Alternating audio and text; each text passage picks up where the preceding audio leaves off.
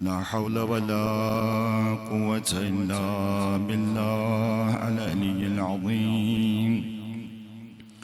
حسبنا الله ونعم الوكيل، نعم المولى ونعم النصير. رب اشرح لي صدري ويسر لي أمري واحلل عقدة من لساني يفقه قولي. أعوذ بالله من الشيطان الرجيم. بسم الله الرحمن الرحيم. الحمد لله رب العالمين، والعاقبة لأهل التقوى واليقين، والجنة للمطيعين والنار للملحدين والعاصين. ثم الصلاة والسلام على رسوله الكريم حبيب إله العالمين، المخاطب بطه وياسين، الذي سمي في السماء بأحمد وفي الأرضين بأبي القاسم محمد.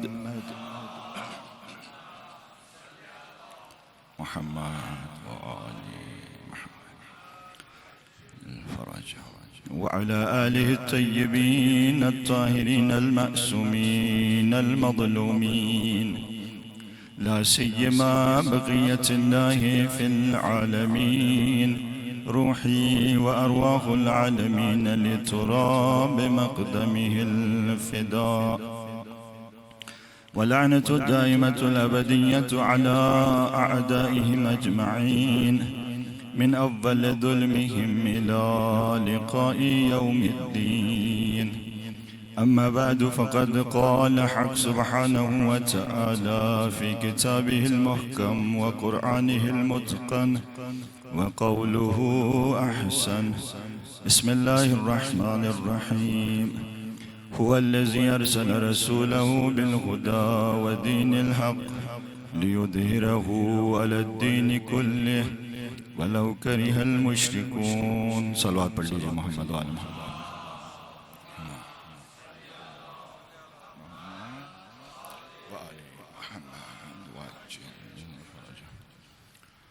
عرض ہوا کہ عصر غیبت کے اندر جو سب سے بڑی ہماری ذمہ داری بنتی ہے وہ امام زمانہ کے ظہور کے لیے زمینہ فراہم کرنا. سب سے بڑی ذمہ داری، اس سے بڑی کوئی ذمہ داری قابل تصور نہیں ہے، اور یہی ان مجالس کا ہدف ہونا چاہیے، مجالس سید الشہداء کا. اور ایک غیر معصوم اس کے لیے جو سب سے بڑا مقام قابل تصور ہے وہ یہ ہے کہ وہ سرباز امام زمانہ بنے، امام زمانہ کا سپاہی بنے. وہ جو امام حسین علیہ السلام کے سپاہی تھے، سرباز تھے، اصحاب تھے، ان کے بارے میں مولا امام جعفر صادق فرماتے ہیں بِأَبِي أَنْتُمْ وَتُمْ. اللہم صلی علی محمد وآل محمد. بِأَبِي أَنْتُمْ وَأُمِّي، میرے ماں باپ آپ کے اوپر فدا ہوں. یہ اصحاب امام حسین علیہ السلام کے حوالے سے چھٹے امام نے فرمایا، اور خود امام زمانہ کے حوالے سے چھٹے امام کا فرمان ہے، حدیث ہے، لو ادرکتہ لخدمتہ. اللہ اکبر. یہ ایک امام معصوم فرما رہے ہیں امام زمانہ کے حوالے سے کہ اگر میں درک کرتا امام زمانہ کو تو میں خادم بنتا امام زمانہ کا. اللہ اکبر. ایک امام معصوم یہ فرماتا، آرزو کرتے ہیں کہ اگر میں درک کرتا امام زمانہ کو تو میں امام زمانہ کا خادم بنتا. خادم امام بننے کی آرزو کرتے ہیں امام جعفر صادق. تو وہ جو اصحاب امام زمانہ ہوں گے، وہ جو سرباز امام زمانہ ہوں گے، وہ جو سپاہی ہوں گے امام زمانہ کے، ان کا کیا مقام ہوگا، ان کا کیا مرتبہ ہوگا، ہم سوچ نہیں سکتے، ہم تصور نہیں کر سکتے. لہٰذا عصر غیبت کے اندر یہ ہماری سب سے بڑی ذمہ داری ہے، اور اس کے لیے ہمیں اپنی تربیت کرنی ہوگی، اپنے اندر کو نورانی بنانا ہوگا، باصفا بنانا ہوگا۔ جب تک ہم اندر سے پاک و پاکیزہ و طیب نہیں ہوں گے، نہ اس ذمہ داری کو ادا کر سکیں گے اور نہ ہی اس مقام کو حاصل کر سکیں گے۔ یہ ذمہ داری بھی بہت بڑی ہے، مقام بھی بہت بڑا ہے۔ یہ مقامات انسان کو ایسے نہیں ملتے۔ انسان زحمت اٹھاتا ہے، تکلیفیں برداشت کرتا ہے، مصیبتیں برداشت کرتا ہے، عابد بنتا ہے، زاہد بنتا ہے، عارف بنتا ہے، بہت ساری چیزوں کا خیال رکھتا ہے، پھر جا کے خدا یہ مقام دیتا ہے کسی کو۔ ہر کسی کو یہ مقام نصیب نہیں ہوتا۔ اور امام سے راستہ جدا ہونے کے لیے ضروری نہیں ہے کہ ہم گناہوں میں غرق ہوں، یہ ضروری نہیں ہے۔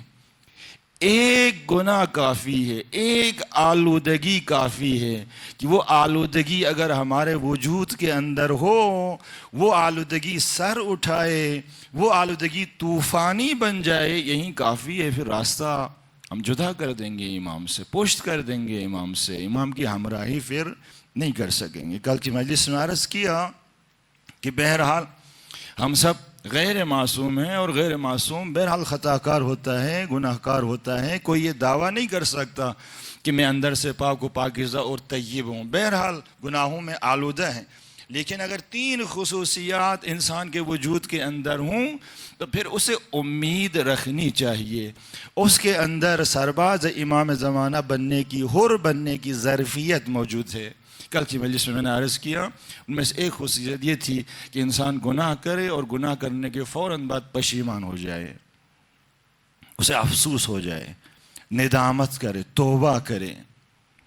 یہ اچھی صفت ہے، اور مومن کی علامت کے طور پر روایات کے اندر یہ خصوصیت بیان ہوئی ہے۔ اور دوسری خصوصیت کہ انسان لقمہ حلال کھاتا ہو، یہ بہت اہم ہے، لقمہ حلال۔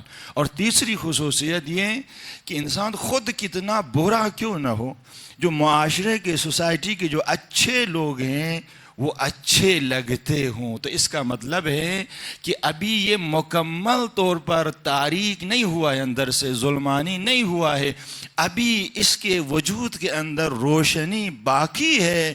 یہ روشنی سے راستہ دکھا سکتی ہے اور یہ سیدھے راستے پر آ سکتا ہے، حر بن سکتا ہے، حر بن سکتا ہے۔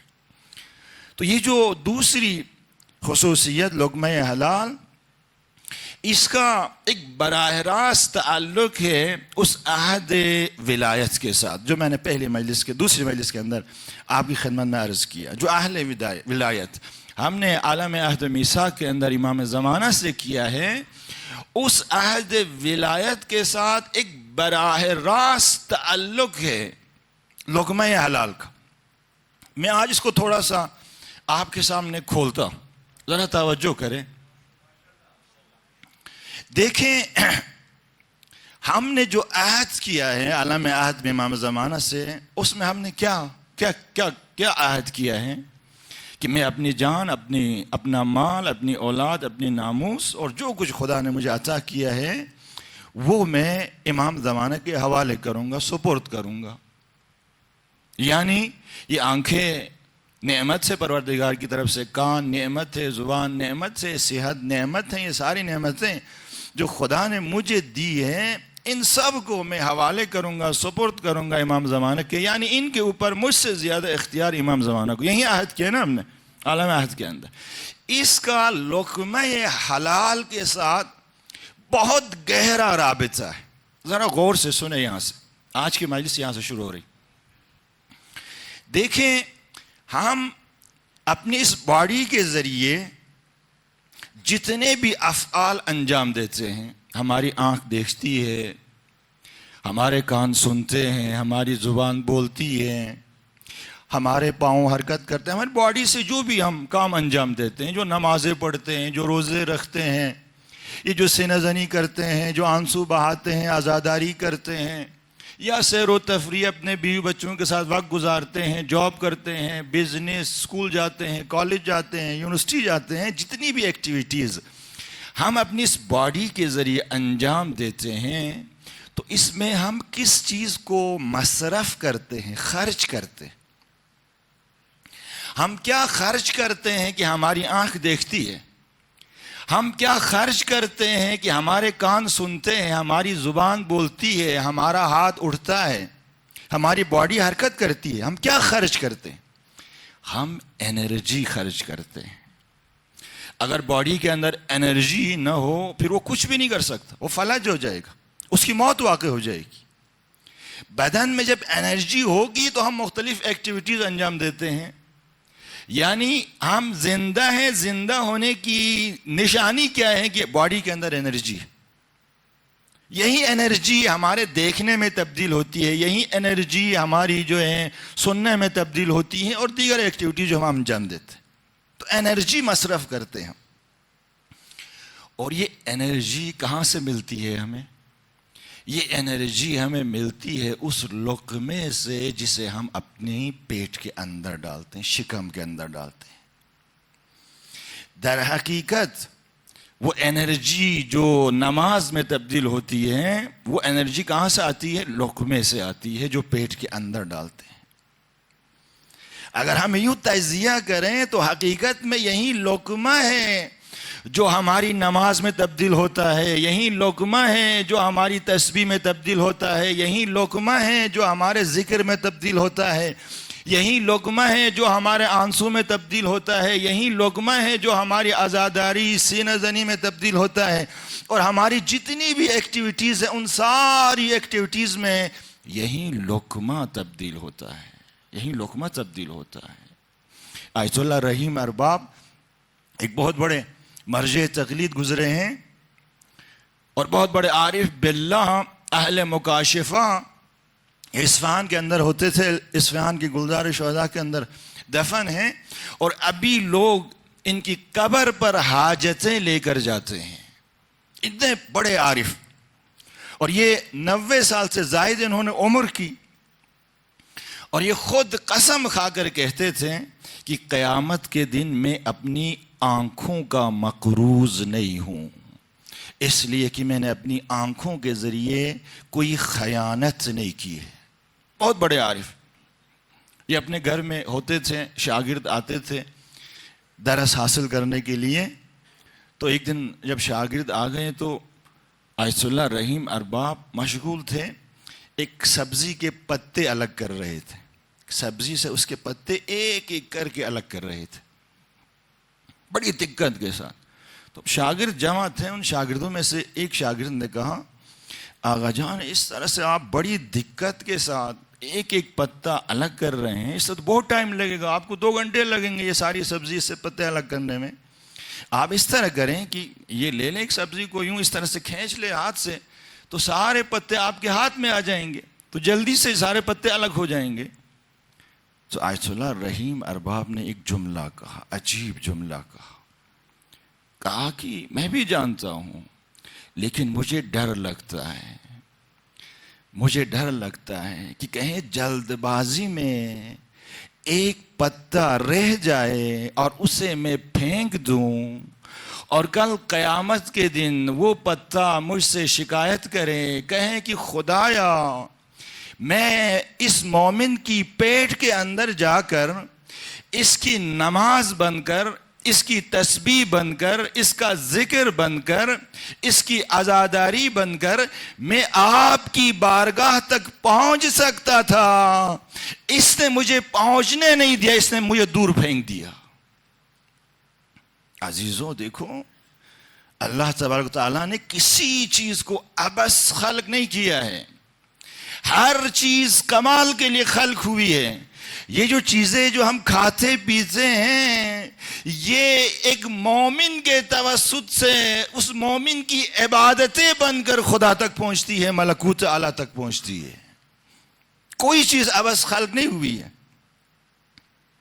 لہذا یہ جو لقمہ ہے جسے ہم اپنے شکم کے اندر ڈالتے ہیں، یہ بہت اہم ہے۔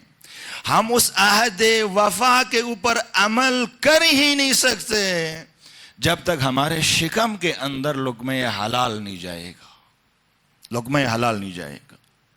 دیکھیں ذرا غور کریں، لقمہ حلال خدا کا فیض ہے، فیض خدا ہے، اور خداوند تبارک تعالیٰ اس فیض کو جو واسطہ فیض ہیں اہل البیت علیہم السلام، ان کے توسط سے ہم تک پہنچاتا ہے، کیونکہ فیض ہے، فیض خدا ہے، تو جو بھی فیض خدا ہے وہ اہل البیت واسطہ فیض، ان کے توسط سے ہم انسانوں تک خدا کا فیض پہنچتا ہے۔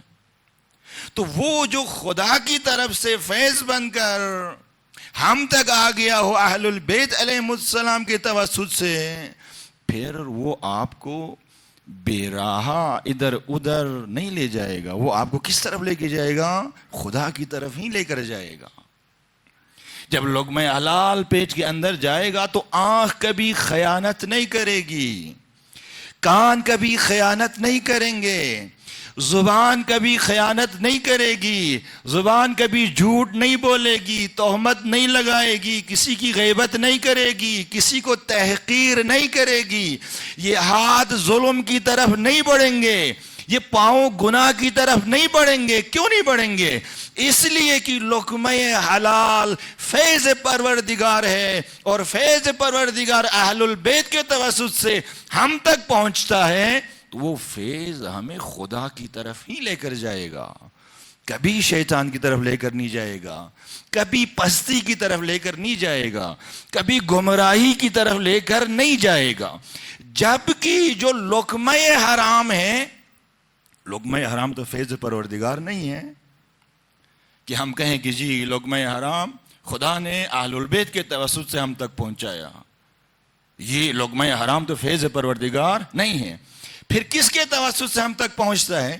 شیطان کے توسط سے ہم تک پہنچتا ہے، اور جو بھی چیز شیطان کے توسط سے ہم تک پہنچے اور اسے ہم اپنے وجود کا حصہ بنائیں، تو قرآن کی واضح اور صریح آیت ہے کہ یخرجونہم من النور الی الظلمات، یہ شیطان کیا کرتا ہے؟ انسانوں کو نور سے نکال کے تاریکی اور ظلمتوں کی طرف لے کر جاتا ہے۔ لہٰذا وہ جو لقمہ حرام کیونکہ شیطان کے توسط سے ہم تک پہنچتا ہے، اور شیطان انسانوں کو نور سے ظلمت اور تاریکی کی طرف لے کر جاتا ہے، تو یہ لقمہ حرام جیسے ہی ہمارے پیٹ کے اندر جاتا ہے، ہمارے وجود کو ظلمانی بناتا ہے، تاریک بناتا ہے، ہمارے وجود کو ظلمانی اور تاریک بناتا ہے۔ جب ہمارا وجود ظلمانی اور تاریک ہوگا، وہاں پہ کوئی روشنی نہیں ہوگی، پھر ہمیں راستہ نظر نہیں آئے گا۔ جب ہمیں راستہ نظر نہیں آئے گا تو ہم دو کاموں میں سے ایک کام کریں گے، یا تو ہم مکمل دین سے بائیکاٹ کریں گے، دین پر عمل کرنا چھوڑ دیں گے، نمازیں پڑھنا چھوڑ دیں گے، روزہ رکھنا، عزاداری سب کچھ تعطیل کریں گے۔ کیوں؟ اس لیے کہ وجود تاریک ہو گیا، اندر سے ظلمانی ہو گیا ہے، اب ہمیں کوئی راستہ نظر نہیں آتا، سب کچھ چھوڑ دیں گے، بے دین ہو جائیں گے۔ یا اگر بے دین نہیں بھی ہوئے تو روٹین کی عبادتیں تو انجام دیں گے، لیکن ان عبادتوں کے اندر لذت محسوس نہیں کریں گے۔ نماز پڑھیں گے، لذت محسوس نہیں کریں گے، دعا پڑھیں گے، لذت محسوس نہیں کریں گے، امام حسین کی مجلسوں میں آئیں گے، وہ لذت محسوس نہیں ہوگی، آنکھ سے آنسو نہیں بہیں گے، لذت محسوس نہیں ہوگی۔ یہ حرام لقمے کا اثر، لذت چھن جاتی ہے، یا تو توفیق چھن جاتی ہے، اصلاً توفیق میسر نہیں آتی۔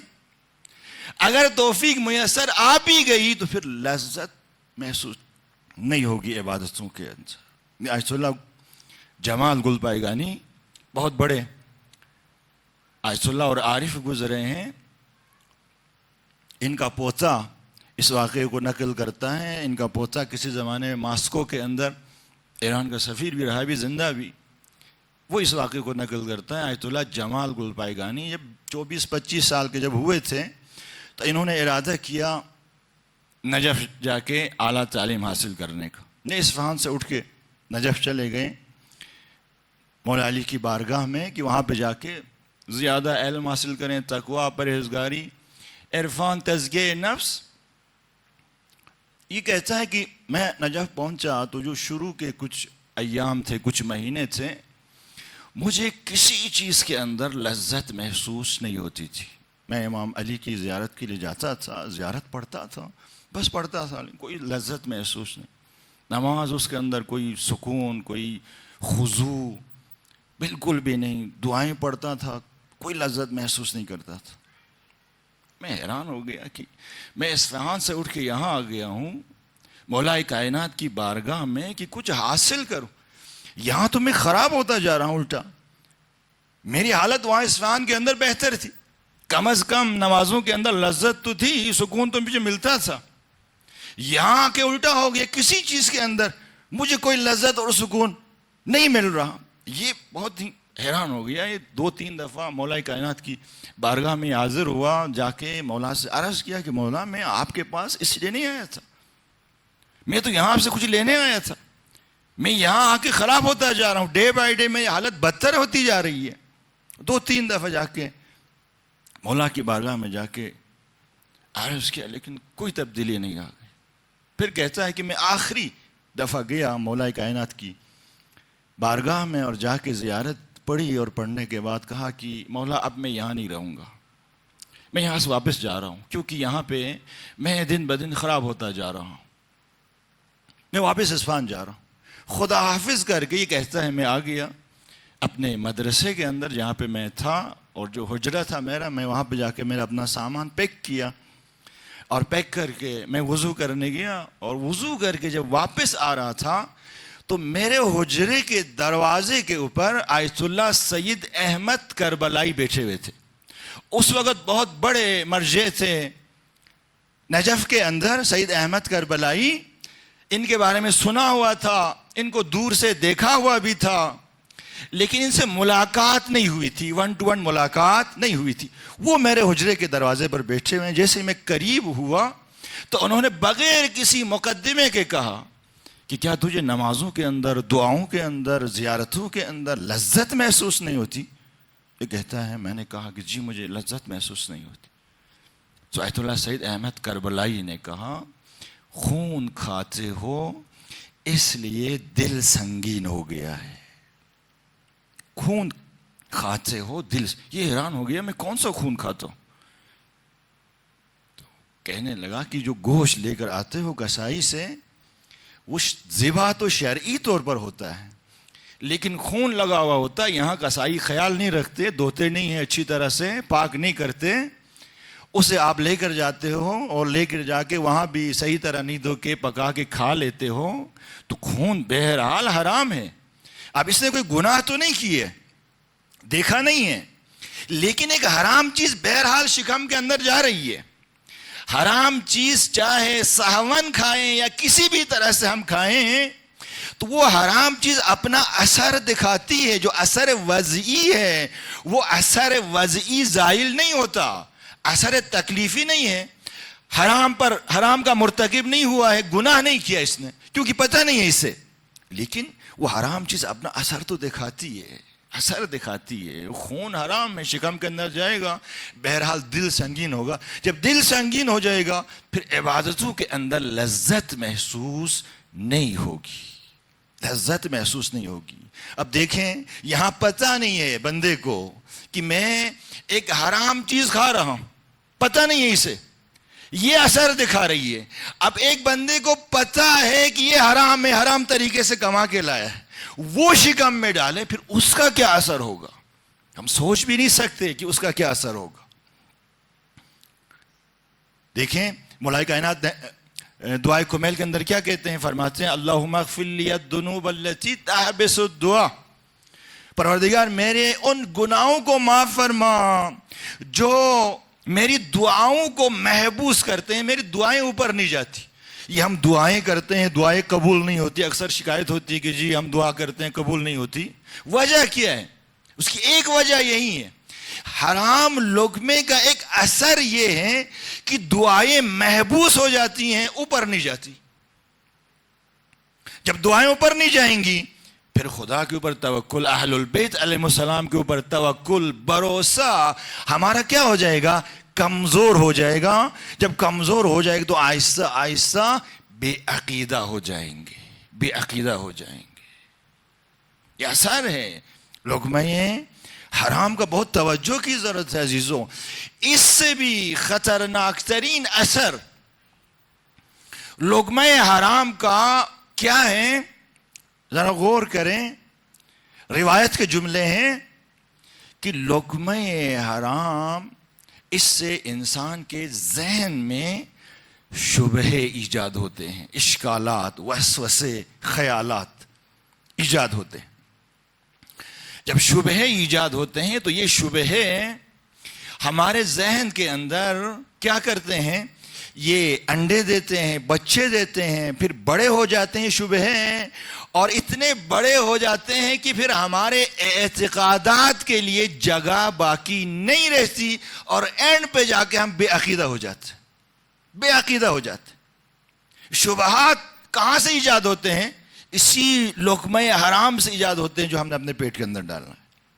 شبہات، عجیب و غریب قسم کے شبہ کرتے ہوئے آپ کو اشکالات اور اعتراضات کرتے ہوئے لوگ نظر آتے ہیں، یہ اسی لقمہ حرام کا اثر ہے۔ جی خدا ہمیں تو کچھ دیتا ہی نہیں ہے، ہم تو اتنی دعائیں کرتے ہیں، دعائیں قبول ہوتی نہیں ہیں، پتہ نہیں خدا عادل بھی ہے کہ نہیں ہے، کسی کو بہت زیادہ دیتا ہے، کسی کو کچھ بھی نہیں دیتا ہے۔ بچہ مثلا نابینا پیدا ہوا، اپاہج پیدا ہوا، تو ڈائریکٹ اشکال کہاں کرتے؟ جا کے خدا کے اوپر اشکال کرتے ہیں، اعتراض خدا کے اوپر۔ دیکھیں لقمہ حرام اثر، مثلا کہ جی پردہ تو دل کا ہونا چاہیے، یہ کہاں لکھا ہے مثلا کہ بال چھپاؤ، حجاب کے ساتھ باہر آؤ؟ اس قسم کے اعتراضات، اس قسم کے اشکالات، یہ جو شبہات اور وسوسے جو ایجاد ہوتے ہیں، دیکھیں الہام ہمیشہ خدا کی طرف سے، ملائکہ کی طرف سے ہوتا ہے، اور وسوسہ کس کی طرف سے ہوتا ہے؟ وسوسہ ہمیشہ شیطان کی طرف سے ہوتا ہے۔ اور لقمہ حرام ہمارے ذہن کے اندر وسوسے ایجاد کرتا ہے، پھر آہستہ آہستہ وسوسے، وہ شبہات اور خیالات، وہ برے خیالات، پھر آہستہ آہستہ ہمارے اعتقادات سست ہو جاتے ہیں، کمزور ہو جاتے ہیں، اور اینڈ پر جا کر بے عقیدہ ہو جاتے ہیں۔ اور ایک شخص جو کسی وقت مثلا اول صف کا نمازی تھا، سینہ زن تھا، عزادار تھا، دیکھتے ایک دم پٹری سے اترا ہوا ہے، لائن سے اترا ہوا ہے، اپنا نماز پڑھتا ہے، نہ عزاداری میں آتا ہے، نہ کوئی اور کام کرتا ہے، کسی اور دنیا میں مگن اور مشغول۔ یہ ایسی حالت کیوں بن جاتی ہے انسانوں کی؟ لقمہ حرام کا اثر۔ لقمہ حرام بڑا خطرناک ہے، انسان کو اندر سے کھوکھلا کرتا ہے، بے ریشہ کرتا ہے، بے ریشہ، جڑیں کاٹتا ہے۔ جب جڑیں کٹ جائیں گی تو پھر انسان پھر تاریک ہو جاتا، سوکھ جاتا ہے، پھر لکڑی کی طرح، پتھر کی طرح سنگ دل ہو جاتا ہے، سنگ دل ہو جاتا ہے۔ اور اس سے بھی خطرناک ترین اثر، خدا نہ کرے، لقمہ حرام کا امام جعفر صادق فرماتے ہیں، اللہم صلی علی محمد و آل محمد، کسب الحرام یبینو فی الذریہ۔ اللہ اکبر، بہت خوفناک قسم کا جملہ ہے، دل ہلا دینے والا، کہ یہ جو کسب حلال ہے، لقمہ حرام ہے، کسب حرام، یہ اپنا اثر کہاں دکھاتا ہے؟ ذریت کے اندر دکھاتا ہے، نسل کے اندر دکھاتا ہے۔ نسل خراب ہو جاتی ہے، اولاد بگڑ جاتی ہے۔ اکثر شکایت ہوتی ہے کہ جی اولاد ہماری بگڑی ہوئی ہے، بات ہماری نہیں سنتی، ماں باپ کا احترام نہیں کرتی، بات نہیں مانتی ہے، اپنی مرضی چلاتی ہے۔ شکایت اکثر ہوتی ہے اولاد خراب ہونے کی۔ چھٹے امام فرماتے ہیں، کسب الحرام یبین فی الذریت، کسب حرام، لقمہ حرام اپنا اثر نسل کے اندر دکھاتا ہے، ذریت کے اندر دکھاتا ہے۔ دیکھیں یہاں پہ دو نقطے ہیں، ان کا سمجھنا بہت ضروری ہے کہ کہیں کوئی غلط تصور ذہن کے اندر نہ آئے۔ پہلا نقطہ یہ کہ غلطی بہرحال باپ نے کی ہے، حرام کما کے گھر لایا ہے، کھایا ہے اور کھلایا ہے، تو اولاد کا کیا قصور ہے؟ چھٹے امام نے کیا فرمایا؟ لقمہ حرام ذریت کے اندر اپنا اثر دکھاتا، نسل خراب ہو جاتی، نسل بگڑ جاتی. غلطی باپ نے کی ہے، حرام کما کے باپ لایا ہے، کھلایا ہے، تو اولاد کیوں خراب ہو رہی ہے؟ اولاد کا کیا قصور ہے؟ جواب اس کا کیا ہے؟ جواب اس کا یہ ہے، دیکھیں اگر ہم نے کسی چیز کا سبب کسی وجہ سے فراہم کر دیا، کسی بھی وجہ سے، ہوا و ہوس کی وجہ سے، لا علمی کی وجہ سے، جہالت کی وجہ سے، یا کسی کے اکسانے پر اگر ہم نے کسی چیز کا سبب فراہم کر دیا تو پھر وہ چیز ہو کر رہے گی. ذرا توجہ کریں اس جملے کے اوپر، میں دوبارہ تکرار کروں اس جملے کو.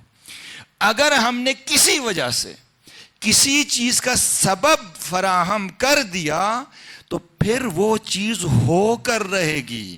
یہ جو کائنات ہے نا، یہ کائنات اسباب کی کائنات ہے. اگر یہاں پہ آپ جو کاشت کریں گے تو جو ہی کاٹیں گے، گندم کاشت کریں گے تو گندم ہی کاٹیں گے. یہ ممکن ہی نہیں ہے کہ ایک بندہ جو کاشت کرے اور کاٹے کیا؟ گندم. یہ ممکن ہی نہیں ہے. یہ اسباب کی کائنات ہے. اس کائنات کے اندر خدا نے ہمیں ایک حد تک اختیار دیا ہے، ایک حد تک خدا نے امور ہمارے حوالے کیا ہے. اگر ہم اس حد سے گزر جائیں گے پھر گیم ہمارے ہاتھ سے نکل جاتی ہے. ایک حد تک گیم ہمارے ہاتھ میں ہے، ایک حد تک خدا نے ہمیں اختیار دیا ہے. اس سرحد سے جیسے ہی ہم گزر جائیں گے پھر خدا کا نظام جبر حاکم ہو جاتا ہے، پھر خدا کا نظام جبر اپنا کام کرتا ہے، پھر گیم ہمارے ہاتھ سے نکل جاتی ہے، پھر وہ چیز اپنا اثر دکھاتی ہے. میں اس کو مثال کے سمجھاتا ہوں. دیکھیں زہر کھانے اور نہ کھانے میں ہمارا اختیار ہے یا نہیں ہے؟ اختیار ہے نا. ہم چاہیں تو کھائیں، ہم چاہیں تو نہ کھائیں. خدا نے ہمیں اختیار دیا ہے. لیکن ہم نے مثلا نادانی کی یا زندگی سے تنگ آ کر زہر کھا لیا اپنی مرضی سے، زہر کھا لیا، اختیار کی سرحد ختم ہو گئی. کھا لیا ہم نے اپنی مرضی سے، اپنے اختیار سے. اب یہاں سے گیم ہمارے ہاتھ سے نکل کے کہیں اور چلی جاتی ہے. اس سرحد کے بعد خدا کا نظام جبر حاکم ہو جاتا ہے، پھر وہ نظام جبر اپنا کام کرتا ہے. وہ زہر اپنا اثر دکھائے گا، وہ زہر نہیں دیکھے گا کہ یہ کھانے والا کون ہے، کوئی مومن ہے، کافر ہے، امام معصوم ہے، نہیں ہے، وہ نہیں دیکھے گا.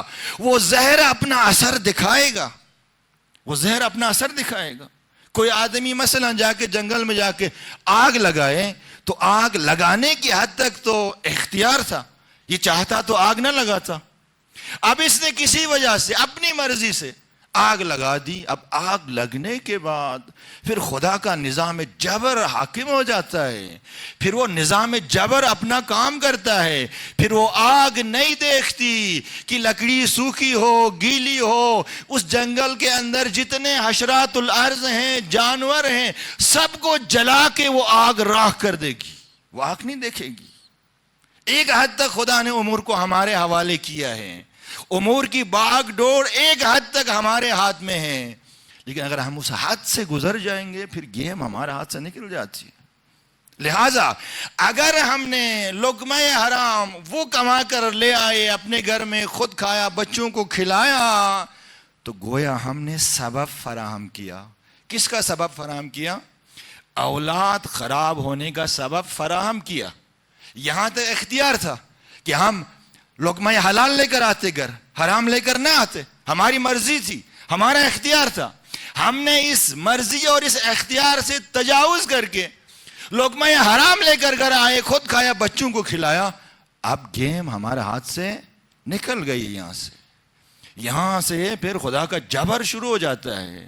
پھر وہ نہیں دیکھے گا کھانے والا کون ہے، جو بھی کھائے گا پھر وہ لقمہ حرام اپنا اثر دکھائے گا. اولاد خراب ہو جائے گی، بگڑ جائے گی. پھر یہ چھٹے امام کا فرمان ہے کہ لقمہ حرام اپنا اثر ذریت اور نسل کے اندر دکھاتی. پھر شکوہ نہ کریں, سبب ہم نے فراہم کیا ہے اولاد کے خراب ہونے کا. پھر ماں باپ کو شکوہ نہیں کرنا چاہیے کہ جی ہماری اولاد خراب ہو گئی, بات نہیں سنتی, بے احترامی کرتی ہے, مارتی ہے, پیٹتی ہے. مارے گی نہیں تو اور کیا کرے گی؟ سبب تو ہم نے فراہم کیا ہے, سبب تو ہم نے فراہم کیا ہے. تو یہ ایک نقطہ جو بہت ضروری سمجھنا. اور دوسرا نقطہ جو بہت اہم ہے کہ غلط تصور ذہن میں نہ بیٹھ جائے, اگر خدا نخواستہ کسی کی اولاد خراب نکل گئی تو فوراً یہ نہ کہیں کہ جی اس کا باپ تو حرام کما کر لاتا ہے. یہ نہ کہیں. کیوں؟ اس لیے کہ اولاد کے خراب ہونے کا تنہا سبب لقمہ حرام نہیں ہے. اولاد خراب ہونے کے اور بھی بہت سارے اسباب ہیں. دیکھیں, حضرت نوح نبی ہے.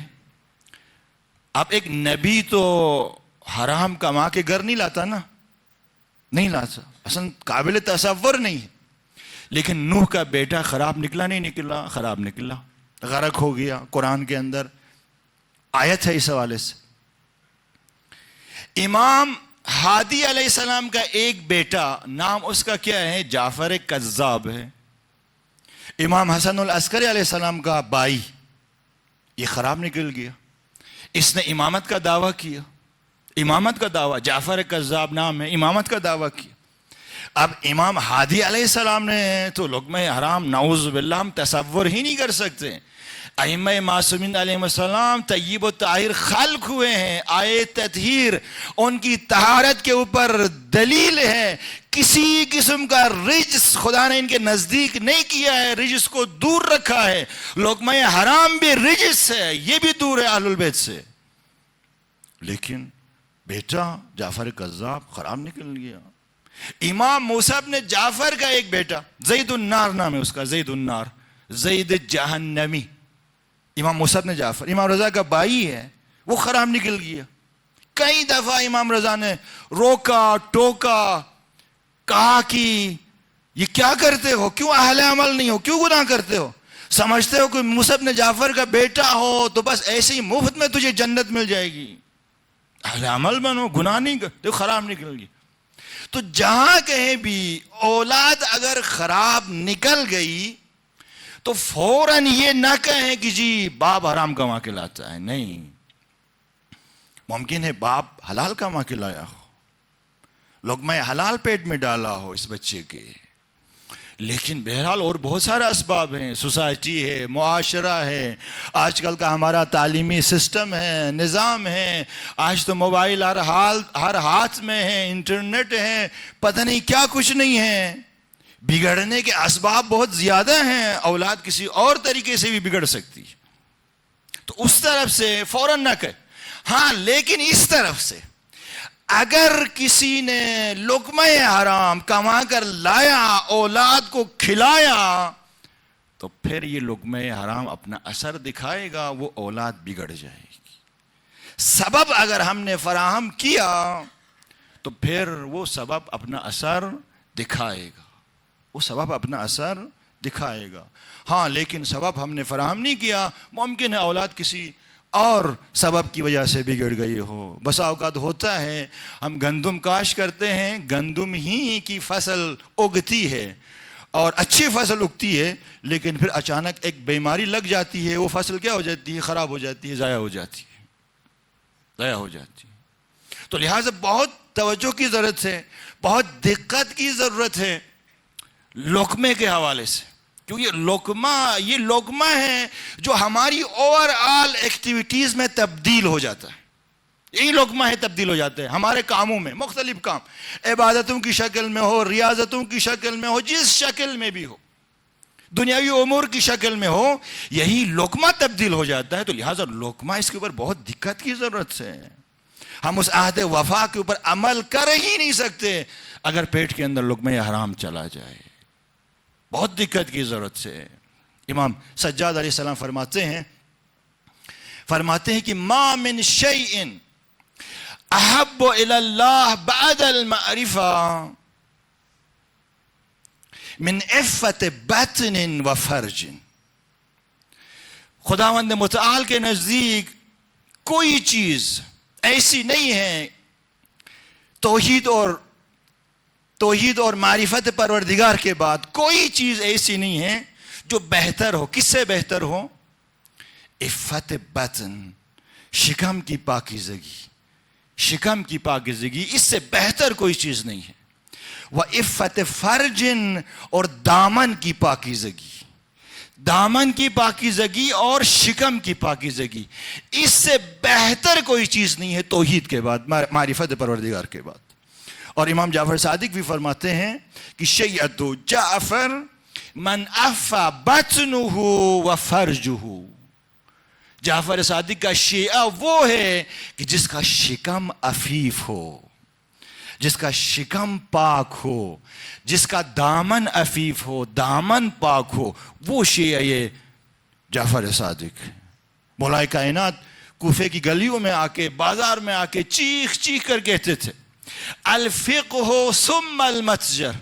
پہلے دین سیکھو، حلال حرام سیکھو، اس کے بعد جا کر تجارت کرو.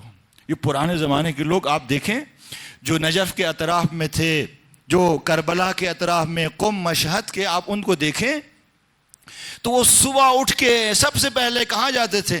حرم میں جاتے تھے. وہاں پہ جا کے درس دین لیتے تھے، کسی عالم دین کے پاس جا کے حلال حرام کو سیکھتے تھے، اور سیکھنے کے بعد جا کے اپنی دکانیں کھولتے تھے. دکانیں کھولنے سے پہلے حرم میں جا کے دین سیکھتے تھے، حلال حرام کو سیکھتے تھے، پھر جا کے دکانیں کھولتے تھے اور اپنے کاموں میں، دنیاوی کاموں میں مشغول ہو جاتے تھے. اور ایسے لوگ آپ کو ملیں گے جنہوں نے کسی درسگاہ میں جا کے دین کا درس حاصل نہیں کیا. یہ عام لوگ، کاروباری حضرات، دکاندار طبقہ، بزنس مین، یہ کہ ایسی کرامات ان سے صادر ہوئی ہے کہ انسان انہیں پڑھ کے حیران ہو جاتا ہے. حیران. نئے مجتہد تھے، نئے عارف تھے، عام لوگ تھے، لیکن کسب ان کا کیا تھا؟ کسب ان کا پاک تھا. حلال لقمہ کھاتے تھے. یہ لقمہ حلال کا اثر ہے. روایت کے جملے ہیں اگر 40 دن تک کوئی لقمہ حلال پیٹ کے اندر ڈال دے تو خدا اس کی زبان سے حکمت کے چشمے ظاہر کرے گا. ضروری ہی نہیں ہے کہ جا کے کہیں سے پڑھے، خود خدا اس کی زبان سے حکمت کے چشمے جاری کرے گا. یہ اثر ہے لقمہ حلال کا. لہذا پرانے زمانے کے لوگ آپ دیکھیں پہلے جا کے حلال حرام سیکھتے تھے، پھر جا کے اپنا کاروبار، بزنس، آفیسز کھولتے تھے اور اپنے دنیائی کاموں کے اندر مشغول ہو جاتے. یہ آیت اللہ شاہ آبادی آپ نے نام سنا ہوگا یقیناً. یہ امام خمینی کے استاد ہیں. علماء کے اندر شاگرد آیت اللہ شاہ آبادی کے 3-4 سے زیادہ نہیں ہیں. ایک یہی امام خمینی ہیں، ایک آیت اللہ عمر رشید نجفی ہیں، اور 2-3 اور ہیں. علماء کے اندر آیت اللہ شاہ آبادی کے شاگرد بہت کم. لیکن جو کاروباری حضرات ہیں، جو بزنس مین ہیں، ان میں آیت اللہ شاہ آبادی کے شاگرد بے تحاشا الا ماشاء اللہ. اور خود امام خمینی بھی آیت اللہ شاہ آبادی اتنا احترام کرتے تھے کہ کہتے تھے میرے شیخ روحی فدا. امام خمینی کسی کی تعریف جب کرتے تھے تو مبالغہ نہیں کرتے تھے. ان کی تصویر اگر کہیں لگی ہوئی ہوتی تھی تو امام خمینی پشت کر کے نہیں بیٹھتے تھے تصویر کی طرف. اتنا احترام کرتے تھے آیت اللہ شاہ آبادی کا. اور یہ آیت اللہ شاہ آبادی، اس کے شاگرد سارے تجار تھے، بزنس مین تھے. مارکیٹ میں ایک مسجد تھی، اس مسجد میں نماز پڑھاتے تھے اور سارے کاروباری حضرات اس مسجد میں آتے تھے. یہ آیت اللہ شاہ آبادی ان کو درس دیتے تھے، درس اخلاق، درس عرفان، تزکیہ نفس، اور وہ بھی عمل کرتے تھے آیت اللہ شاہ آبادی کی باتوں کے اوپر. اور ایسی کرامات دیکھنے کو ملی ہے ان تاجروں سے کہ عقل دنگ رہ جاتی. ایک دن آیت اللہ شاہ آبادی آ گئے، بڑے غصے میں تھے. سارے دکاندار حضرات دکانیں بند کر کے نماز کے لیے آئے ہوئے تھے مسجد میں. آتے ہی فوراً غصہ ہو گئے آیت اللہ شاہ آبادی. کہا کہ آپ لوگ عمل ہی نہیں کرتے ہو، اہل عمل ہی نہیں ہو. یہ سارے نیچے جو آئے ہوئے تھے نمازی حیران ہو گئے، ایک دوسرے کو دیکھنے لگے کہ آخر ہم نے کیا ہے جو آیت اللہ جو اتنے شدید غصے میں. انہوں نے ایک نسخہ دیا, کہا کہ آج کے بعد آپ لوگوں نے ہر حال میں اس نسخے کے اوپر عمل کرنا ہے. نسخہ کیا دیا دیکھیں, یہ نسخہ کوئی مدرسے کے طالب علموں کو آیت اللہ شاہ آبادی نہیں دے رہے ہیں. کن کو دے رہے ہیں؟ یہ بازار میں جن کی دکانیں ہیں, دکاندار حضرات کو اور کاروباری حضرات کو یہ نسخہ دے رہے ہیں. نسخہ کیا ہے؟ آیت اللہ شاہ آبادی نے سے کہا کہ آج کے بعد پہلا کام جو کرو گے وہ یہ ہے کہ نماز کو اول وقت پڑھو گے. اول وقت, کتنی بڑی ڈیل کیوں نہ ہو, فوراً چھوڑ کے نماز کے لیے کھڑے ہو جاؤ گے, اول وقت میں نماز پڑھو گے. یہ پہلا نسخہ. اور دوسرا نسخہ جو انہوں نے دیا کہ آج کے بعد روزانہ زیارت عاشورہ پڑھو گے. دیکھیے نسخہ آیت اللہ شاہ آبادی وہ جانتا ہے کہ کس کو کون سا نسخہ دینا ہے. روزانہ, یہ صرف محرم کی بات نہیں ہو رہی ہے, محرم اور سفر کی, کہ جہاں مومنین عام طور پر زیارت عاشورہ پڑھتے ہیں ان ایام میں. یہ کہتے پورا سال روزانہ نماز اول وقت پڑھو گے اور زیارت عاشورہ پڑھو گے. اور تیسرا کام کیا دیا ان کو؟ تیسرا کام یہ دیا کہ عام لوگ سال میں ایک دفعہ خمس حساب کرتے. جب سال پورا ہو جاتا ہے خمس حساب کرتے ہیں, جو اصل سرمایہ نکال کے جو بچ گئے ہیں منافع, اس کا 5واں حصہ نکالتے ہیں خمس. عام لوگ اس طرح کرتے ہیں. آیت اللہ شاہ آبادی نے ان کو کہا کہ تم لوگ سال کا انتظار نہیں کرو گے, تم لوگ روزانہ سونے سے پہلے خمس نکالو گے. یعنی آج کا دن جتنا کمایا ہے, جو خرچ کیا 100 خرچ کیا, جو اصل مال ہے اسے الگ, جو منافع آپ کا نکلا ہے اس منافع کا 5واں حصہ نکالو گے. آپ خمس نکال کے سو جاؤ گے. یہ نسخہ میں آپ کو نہیں دے رہا کہ ہر کسی نے خمس کے معاملے میں اپنے مجتہد کو دیکھنے اس کا فتویٰ کیا. آیت اللہ شاہ آبادی بہرحال خود ایک مجتہد تھے, صاحب فتویٰ تھے. یہ نسخہ ان تاجروں کو آیت اللہ شاہ آبادی نے دیا اور انہوں نے بھی اس نسخے پر عمل کیا. اور اس عمل کا نتیجہ جانتے ہیں, ایک شاگرد انہی تاجروں میں سے وہ کہتا ہے کہ نماز کا ٹائم ہو گیا, میں گیا ایک مسجد نماز پڑھنے, جماعت کھڑی ہو گئی تھی, صفیں کھڑی تھی, میں بھی ایک صف میں جا کے کھڑا ہو گیا. پہلی رکعت تھی, میں نے دیکھا کہ امام جماعت وہ مصلی سے اٹھ کے گھر کی طرف چلے گئے.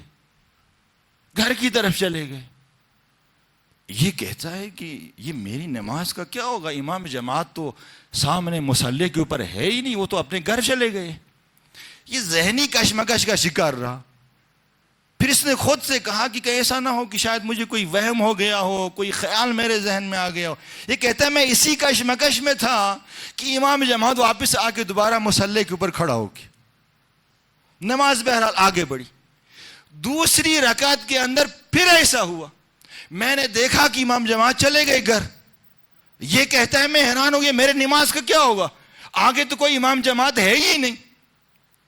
بہرحال تھوڑی دیر کے بعد پھر امام جماعت واپس سے آ گئے مصلی کے اوپر, نماز ختم ہو گئی. جیسے ہی نماز ختم ہو گئی, یہ کہتا ہے میں اٹھ کے گیا امام جماعت کے پاس, جا کے کہا کہ آقا جان میری نماز کا کیا ہوگا.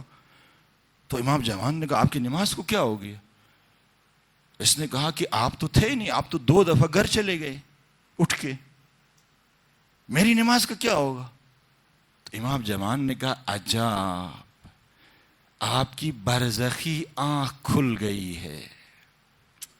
اللہ اکبر, آپ اہل مکاشفہ بن گئے ہو.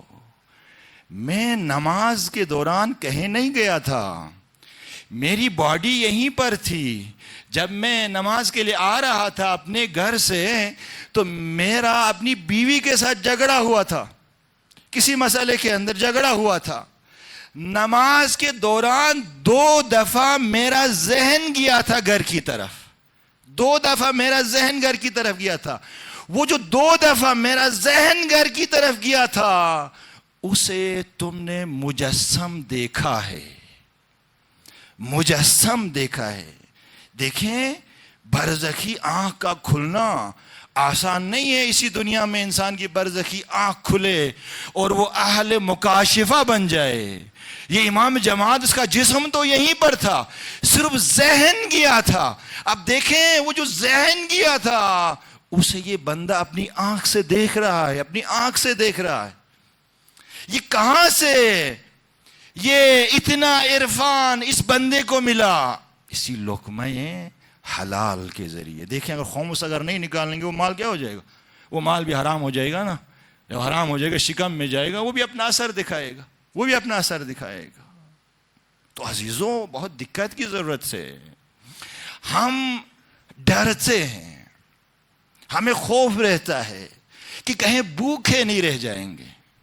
سوسائٹی کے اندر چشمہ چشمی بہت زیادہ ہوتی ہے. جی فلاں کے پاس تو گاڑی بھی ہے, بڑا گھر بھی ہے, اس کے پاس تو پتہ نہیں کیا کچھ ہے, میرے پاس کچھ بھی نہیں. پھر مقابلے میں ہم پھر ہر طریقے سے مال کمانے کے پیچھے لگ جاتے ہیں, ڈرتے ہیں, خوف زدہ ہیں.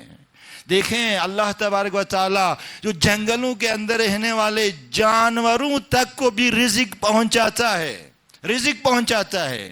ہمیں توکل نہیں ہے خدا کے اوپر, اہل البیت کے اوپر توکل نہیں ہے, بھروسہ نہیں ہے, ہم خوف زدہ رہتے ہیں, ہم ڈرتے ہیں. حضرت موسیٰ کو ایک کیڑا, وہ کیڑا کہاں پہ تھا؟ سمندر کی تہ میں ایک پتھر کے سینے کے اندر موجود ایک کیڑے کی تسبیح کو, اس کی مناجات کو خدا نے سنایا حضرت موسیٰ کو. وہ کیا تسبیح کر رہا تھا؟ دیکھیں آپ, سمندر کی تہ, پتھر کے سینے میں کیڑا, اس کی مناجات سنایا خدا نے حضرت موسیٰ کو. وہ کیا کہہ رہا تھا؟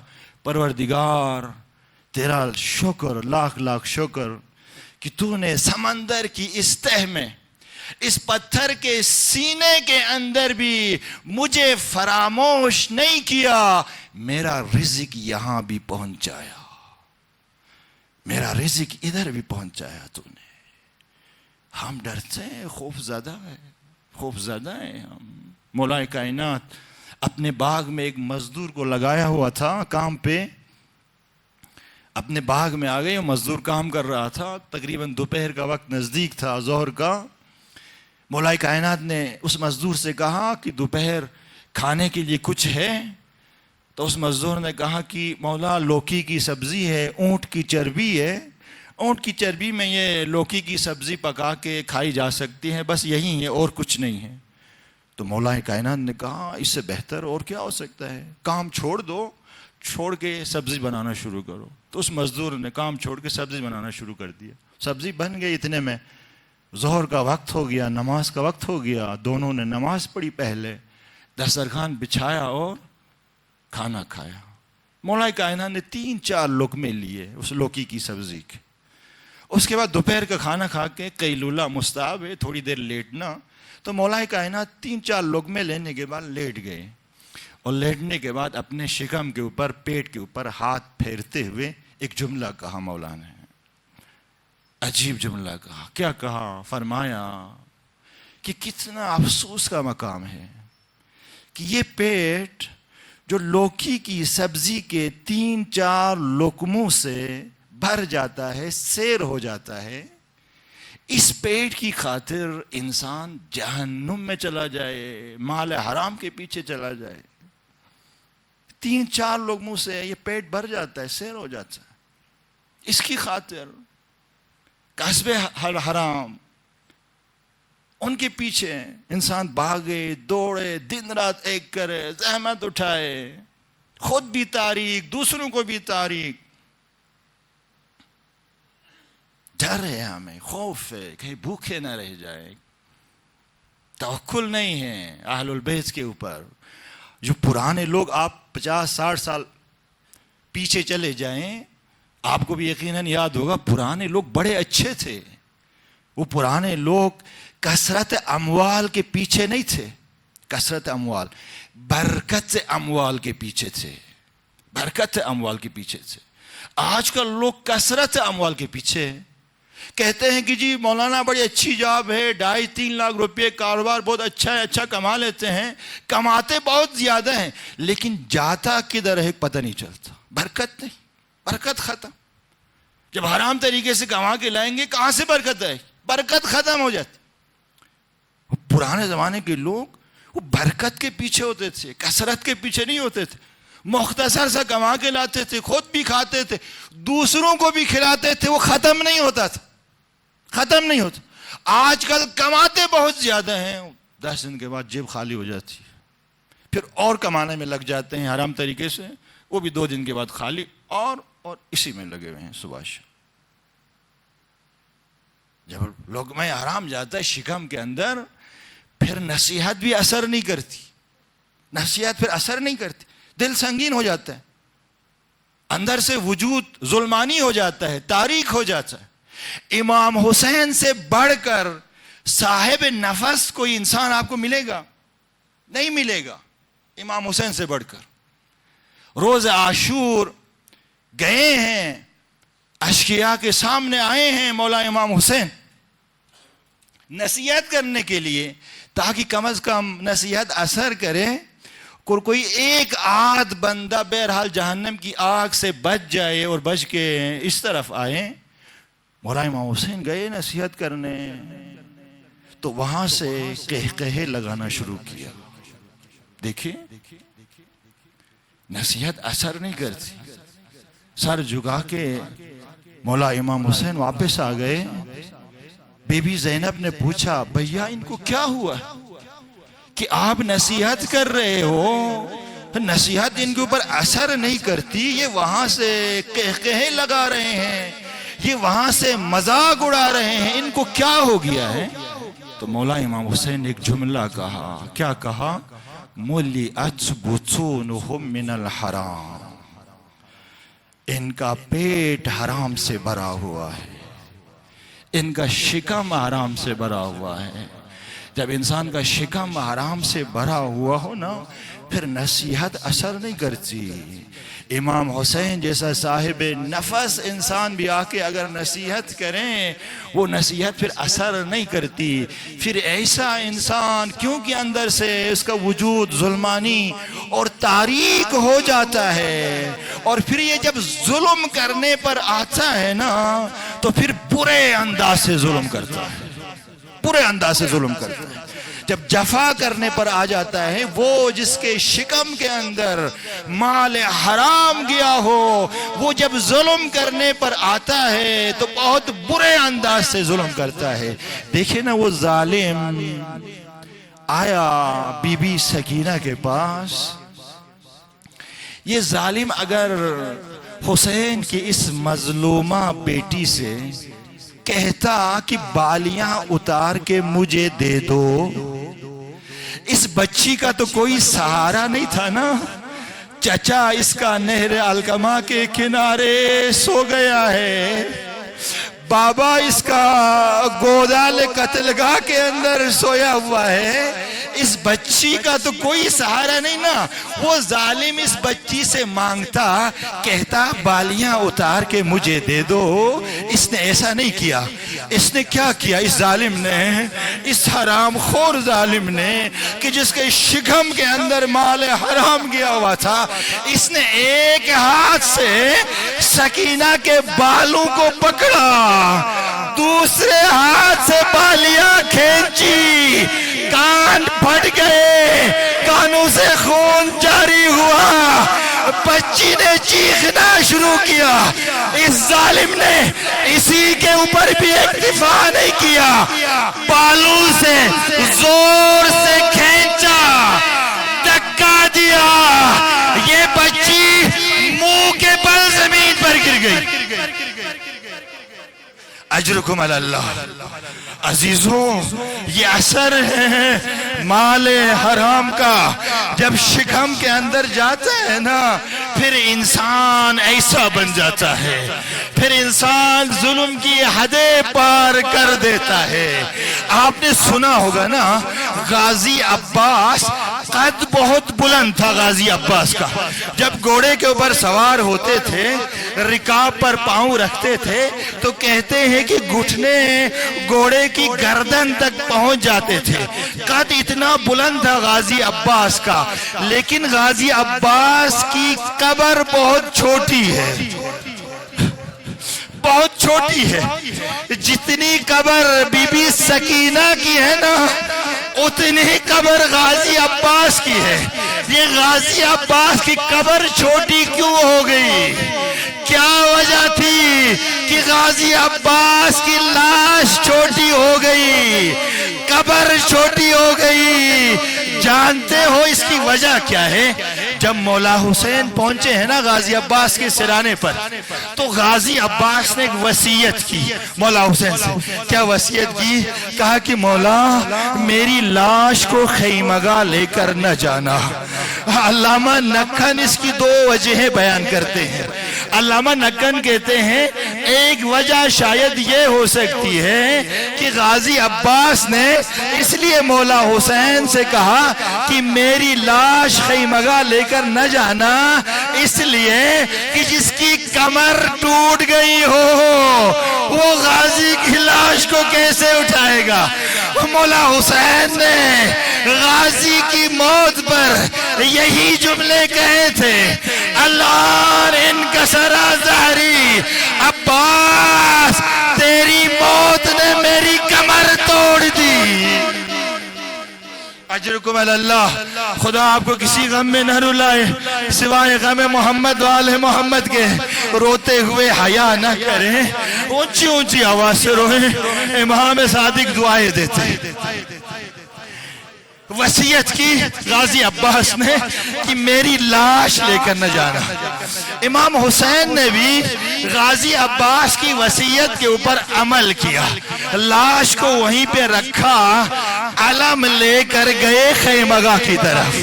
جیسے ہی علم لے کر گئے نا خیمگاہ کی طرف، تو فوج اشقیاء نے آپس میں کہا کہ حسین عباس کی لاش لے کر کیوں نہیں گیا. فوج اشقیاء صبح سے دیکھ رہی تھی کہ جو بھی شہید ہوا ہے حسین نے اسے اٹھا کے گنج شہیدہ لے کر گیا ہے، تو عباس کو اٹھا کر کیوں نہیں لے کر گئے. فوج اشقیاء آپس میں کہنے لگے، کہیں ایسا تو نہیں ہے کہ عباس ابھی زندہ ہو. یہ فوج اشقیاء ایک لشکر پورا واپس آ گیا لاش عباس کے اوپر. آ کے کیا دیکھا عباس کی جان نکل چکی ہے، عباس شہید ہو چکے ہیں. اب تو انہیں واپس جانا چاہیے تھا نا. شکم کے اندر مال حرام کیا ہوا تھا، شکم ان کا ظلمانی تھا. انہوں نے کیا کیا؟ نیام سے تلواریں نکالی، لاش عباس کے اوپر اتنی ضربیں لگائی کہ عباس کا جوڑ الگ ہو گیا. اب میرے مظلوم امام سجاد نے جب دفن کیا ہے نا، تو غازی عباس کی لاش اٹھانے کے قابل نہیں تھی. ایک چٹائی میں عباس کی لاش کے ٹکڑوں کو جمع کیا، چٹائی میں لپیٹ کر غازی عباس کو دفن کیا. اجرکم اللہ، اجرکم اللہ. بس ایک دو منزلیں اور دیکھیں انسان درندہ کیسے بنتا ہے، انسان پیڑیا کیسے بنتا ہے. جب لقمہ حرام جاتا ہے نا شکم کے اندر، تو پھر انسان یوں پیڑیا بنتا ہے، یوں درندہ بنتا ہے. ایک شخص آ گیا مولا حسین کی لاش کے اوپر، دیکھا کہ مولا حسین کی لاش اوپر تیر پڑے ہوئے ہیں، ٹوٹے ہوئے نیزے پڑے ہوئے ہیں، پتھروں کا ایک پہاڑ ہے. ان پتھروں کے پہاڑ کے نیچے سے مولا حسین کا ہاتھ باہر نکلا ہوا تھا، ہاتھ میں انگوٹھی تھی. دیکھیں یہ ظالم، یہ بیڑیا، یہ درندہ انگوٹھی نکال کر لے جاتا نا، اس نے صرف انگوٹھی نہیں نکالی، انگلی بھی کاٹ ڈالی. اجرکم اللہ، اجرکم اللہ. انگلی کاٹ ڈالی. دیکھیں کتنی درندگی، کتنی صفاقیت. یہ صفاقیت کہاں سے آئی تھی؟ مولا حسین نے فرمایا تھا نا، اسی عاشورہ کے دن فرمایا تھا، ملیات بطونہم من الحرام، ان کا پیٹ حرام سے بھرا ہوا ہے. بس آخری جملے سنو، آخری جملے مجھے اجازت دو.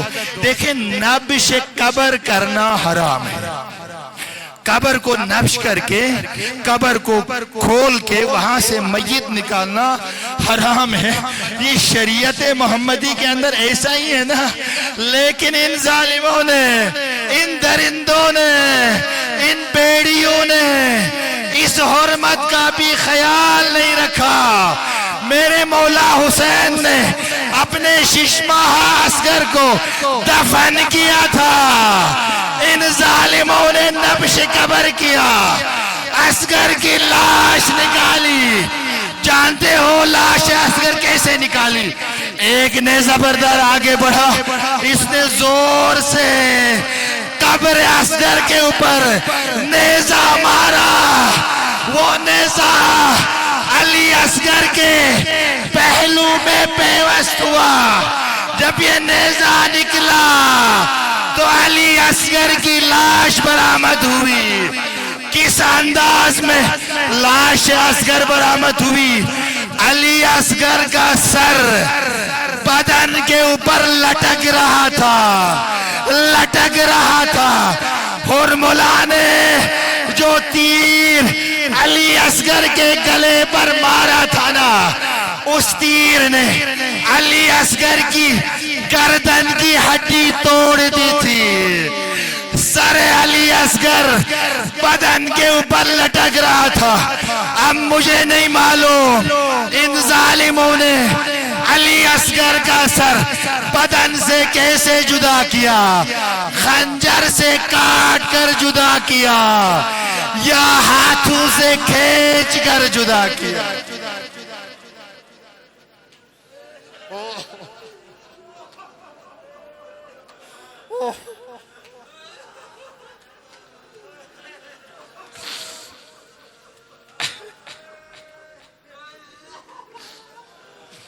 على لعنة الله على القوم الظالمين سيعلم الذين ظلموا آل محمد أي منقلب ينقلبون. ماتم حسین.